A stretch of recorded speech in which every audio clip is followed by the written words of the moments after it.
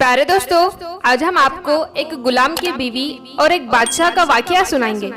बादशाह को गुलाम की बीवी पसंद आ गई, तो उसने अपने गुलाम की बीवी के साथ क्या किया, चलिए आपको बताते हैं। प्यारे दोस्तों, आप इस वीडियो को लाइक करें या ना करें, इससे कोई फर्क नहीं, मगर आप इस वीडियो को जरूर देखें। तो आइए दोस्तों, शुरू करते हैं। एक मर्तबा बादशाह अपने महल की छत पर टहलने चला गया। इतने में उसकी नजर महल के करीब घर की छत पर पड़ी, जिस पर एक हसीन औरत कपड़े सुखा रही थी। बादशाह ने अपनी बांदी को बुलाकर पूछा, ये किसकी बीवी है? तो बांदी ने कहा कि यह आपके गुलाम फिरोज की बीवी है। बादशाह नीचे उतरा और उसने फिरोज को बुलाया। फिरोज हाजिर हुआ तो बादशाह ने कहा, फिरोज, हमारा एक काम है। हमारा ये खत मुल्क के बादशाह को देकर आओ और उसका जवाब भी लेकर आना। फिरोज खत लेकर घर वापस आ गया और खत अपने तकिए के नीचे रख दिया और सफर का सामान तैयार किया। रात अपने घर में गुजारी और सुबह को रवाना हो गया। उसे यह बात नहीं पता थी कि बादशाह ने उसके साथ क्या चाल चली है। इधर फिरोज जैसे ही नजरों से ओझल हुआ तो बादशाह चुपके से फिरोज के घर पहुंचा और धीरे से फिर उसके घर का दरवाजा खटखटाया। फिरोज की बीवी ने पूछा, कौन है? बादशाह ने कहा, मैं बादशाह हूँ, तुम्हारे शहर का मालिक। गुलाम की बीवी ने दरवाजा खोला तो बादशाह अंदर आकर बैठ गया। फिरोज की बीवी हैरान होकर कहने लगी, बादशाह सलामत, हमारे गरीब खाने में? तो बादशाह ने कहा, मैं यहाँ मेहमान बनकर आया हूँ। फिरोज की बीवी ने बादशाह का मतलब समझकर कहा, मैं अल्लाह की पनाह चाहती हूँ आपके इस तरह आने से, जिसमें मुझे खैर नजर नहीं आ रही है। बादशाह ने गुस्से में कहा, ए लड़की, ये तुम क्या कह रही हो? शायद तुमने मुझे पहचाना नहीं है। मैं बादशाह हूँ, तुम्हारे शोहर का मालिक। फिरोज की बीवी ने कहा, मैं जानती हूँ कि आप बादशाह हैं, लेकिन बुजुर्ग लोग कह रहे हैं कि शेर को अगरचे कितनी ही भूख लगी हो, लेकिन वो तो मुर्दार को खाना शुरू नहीं कर देता। और ये बादशाह सलामत, तुम उस कटोरे में पानी पीने आ गए हो जिसमें तुम्हारे कुत्ते ने पानी पिया है। बादशाह उस औरत की बातों पर बड़ा शर्मसार हुआ और उसको छोड़कर वापस अपने महल आ गया, लेकिन अपनी चप्पल वही भूल गया। ये सब तो बादशाह की तरफ से हुआ। उधर फिरोज को आधे रास्ते में याद आया कि जो खत बादशाह ने उसको दिया था वो तो घर पर भूल आया। उसने घोड़े को तेजी से वापस मोड़ा और अपने घर की तरफ आने लगा। फिरोज अपने घर पहुंचा तो तकिए के नीचे से खत निकालते वक्त उसकी नजर पलंग के नीचे पड़े बादशाह के चप्पलों पर पड़ गई, जो बादशाह उसी के घर में भूल गया था। फिरोज का सर चकरा कर रह गया। वो समझ गया कि बादशाह ने उसको सफर पर इसलिए भेजा है ताकि वो अपना मतलब निकाल सके। फिरोज किसी को कुछ बताए बगैर खत लेकर चुपचाप घर से निकल गया और अपने सफर की ओर चल पड़ा। काम खत्म करने के बाद बादशाह के पास आया। उसने इनाम के तौर पर उसे 100 दिनार दिए। फिरोज दिनार लेकर बाजार गया और औरतों के कीमती कपड़े खरीदे।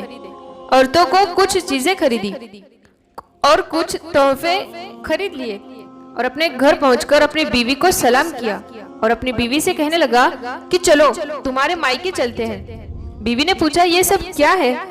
फिरोज ने कहा, बादशाह ने इनाम दिया है और मैं चाहता हूँ कि तुम ये पहनकर अपने घर वालों को भी दिखाओ। बीवी ने कहा, जैसा आप चाहें। बीवी तैयार हुई और अपने वालिदैन के घर अपने शोहर के साथ रवाना हो गई। बीवी के वालिदैन और बीवी बहुत ज्यादा खुश थे। फिरोज अपनी बीवी को छोड़कर वापस अपने घर आ गया और 1 महीना गुजर जाने के बावजूद ना बीवी का हाल पूछा और ना उसे वापस बुलाया। कुछ दिनों के बाद उसके साले उससे मिलने आए और पूछा, फिरोज, आप हमारी बहन से गुस्से और नाराजगी की वजह बताइए या फिर हम आपको काजी के सामने पेश करेंगे। फिरोज ने कहा, अगर तुम चाहो तो मुझे काजी के सामने पेश कर दो, लेकिन मेरे जिम्मे में इसका कोई हक बाकी नहीं है जो मैंने अदा किया हो। वो लोग अपना केस लेकर काजी साहब के पास पहुंच गए। काजी साहब ने फिरोज को बुलाया। काजी उस वक्त बादशाह के पास बैठा हुआ था। लड़की के भाइयों ने कहा, काजी साहब, हमने एक हरा भरा बाग और साथ में एक मीठे पानी का कुआं इस आदमी के हवाले किया था। इस आदमी ने हमारा बाग उजाड़ दिया सारे फल खा लिए, दरख्त काट दिए और कुएं को खराब करके बंद कर दिया। काजी साहब फिरोज की तरफ मुतवज्जा हुआ और पूछा, हाँ तो लड़के तुम क्या कहते हो? फिरोज ने काजी साहब से कहा, जो बाग मुझे दिया गया था वो इससे बेहतर हालत में मैंने वापस कर दिया। काजी ने पूछा, क्या इसने बाग तुम्हारे हवाले वैसा ही किया है जैसा पहले था? उन्होंने कहा, जी काजी साहब, उसी हालत में वापस किया है, लेकिन हम इससे बाग वापस करने की वजह पूछना चाहते हैं। काजी ने कहा, हाँ फिरोज, तुम क्या कहना चाहते हो? तुमने बाग क्यों वापस किया है? फिरोज ने कहा, काजी साहब, मैंने बाग किसी नफरत की वजह से नहीं छोड़ा, बल्कि इसीलिए छोड़ा है कि एक दिन मैं बाग में आया तो मैंने शेर के पंजों के निशान देखे, तो मुझे खौफ हुआ कि शेर मुझे खा जाएगा। इसलिए शेर की वजह से मैंने बाग में जाना बंद कर दिया। बादशाह जो टेक लगाए सब कुछ सुन रहा था, वो उठकर बैठ गया और कहने लगा कि फिरोज, अपने बाग की तरफ मुतमईन होकर पलट जाओ।